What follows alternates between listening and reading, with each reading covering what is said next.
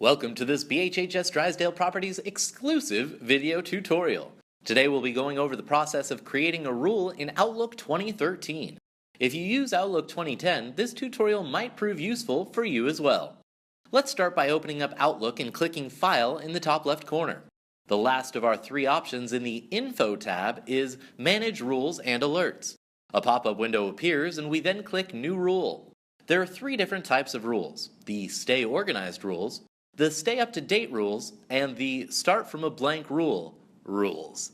For our purposes, let's focus on the Stay Organized rule. I'm going to create a rule that sends all of the messages to the Agent Concierge distribution list to a folder called Agent Concierge. There are 5 options in the Stay Organized group of rules, but the one that applies to my current rule is the third option: the Move Messages Sent to a Public Group to a Folder. So I select that and then hit Next. The Agent Concierges at Prussier.com email address is sent to people or public group, so I leave that box checked. If I hit Next now, an error message will pop up because I haven't yet specified what the people or group is. To specify, I'll need to click on the underlined people or public group and then type in the distribution list email address to the right of the 2 and then hit OK. Now I'm safe to click Next and a new list of options with checked and unchecked boxes appears. The default checked boxes are Stop Processing More Rules and Move it to the specified folder.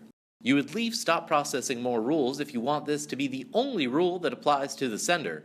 I don't necessarily want this to be the only rule, so I'm going to uncheck that box.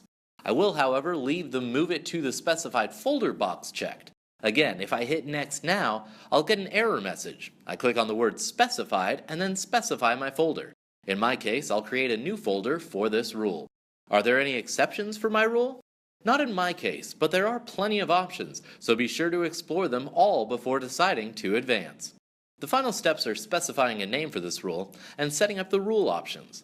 I'm going to call it AC Dist to AC Folder, and I'm going to only apply this rule to new emails by leaving Turn on this rule checked and leaving Run this rule now on messages already in Inbox unchecked. If you want prior email to end up in your folder, you would check that box. I hit Finish, then Apply, and finally OK, and my new rule is in effect. I hope this video was helpful, and be sure to check back for more BHHS Drysdale Properties exclusive video tutorials.